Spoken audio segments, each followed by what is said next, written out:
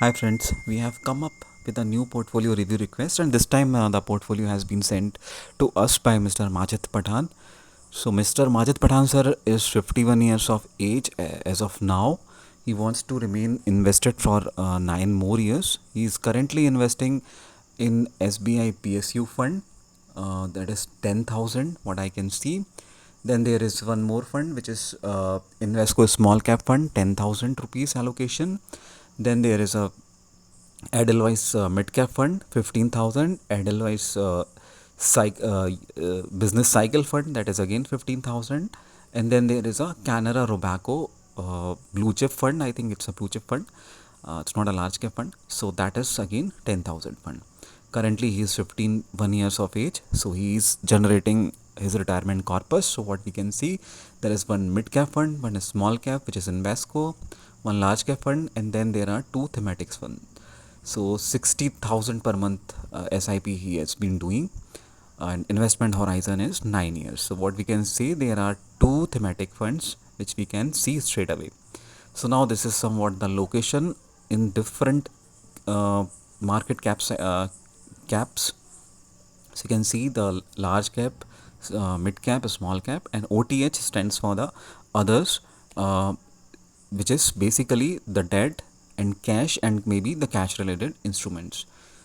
So this is how he has been allocating his per month SIP. So that actually this kind of things are tend to change because the funds are active, so they keep changing their cap wise allocation of the money. So what we can see, the large cap allocation is 24,668, which is around 41.1%. Mid cap is 24,006, which is around 40%. Small cap is 9,946, which is 16.59%, and others, that is 1,380, which is 2.31% around. So that is what we can see, that mid cap and large cap allocation is almost similar. So I actually prefer that large cap has to be the largest allocation in the portfolio. So what we can observe is, it's a risky portfolio, especially for the given time horizon, which is just 9 years. Having two thematic funds are risky. So the problem that is considered with the thematic funds is that they are cyclical funds. So once they complete their cycle, we can't say the next when will the next cycle start. And what we can see in the PSU sector, that PSU sectors has had a great run.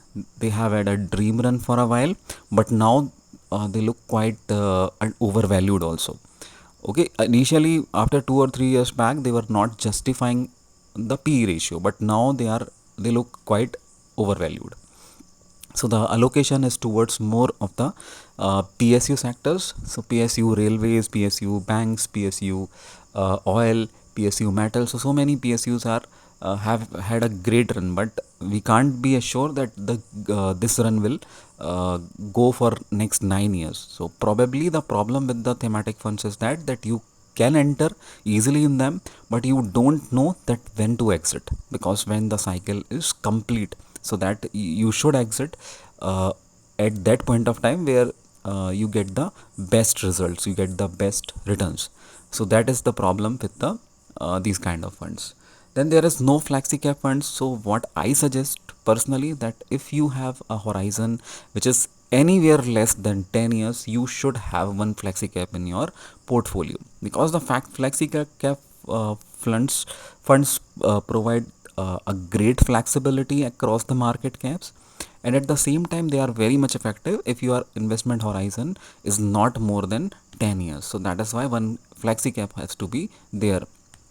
What you can see is actually the portfolio of the SBI PSU fund. You can see the allocation is the SBI Bank. SBI Bank was undervalued for some time, for 2 or 3 years back maybe, but it is quite valued and slightly overvalued also at this point of time. And so with the again different stocks as well, like NTPC, Bank of Baroda, NHPC. Okay, all these stocks look quite overvalued at this point of time. So what I can advise that exit both thematic funds. The PSUs definitely you have to exit. The business cycle fund or maybe the names like Children Education Fund, Growth India Fund. I think these are the gimmicks. Okay, so you need to understand that this is how the AMC sell their mutual funds in the name of these kind of funds. So I think it is better to exit even the second thematic fund, which is the business cycle fund, and add one flexi cap fund would be better. So you can add any of the flexi cap fund like HDFC, JM flexi cap funds are there. Apart from that, there is Nippon India Flexi Cap Fund, which is performing really well, and then the Parag Parikh Flexi Cap Fund is already there. Edelweiss Mid Cap Fund is fine. Invesco Small Cap Fund is also fine. It is quite an underrated kind of a small cap fund, but it is very few. It is among the very few funds that has been able to beat its benchmarks in this year. So it's a very good fund. Canada Robaco Blue Chip Fund, though it is an active fund, but I feel for 9 years period of time, it is better to invest your money in an active fund rather than an index fund. For a long term, index fund could have been better, but for this fund, for this particular time period, I think active fund is good. So this is what you can do some changes, and you will certainly get better returns and better balance in your portfolio. Thanks for watching.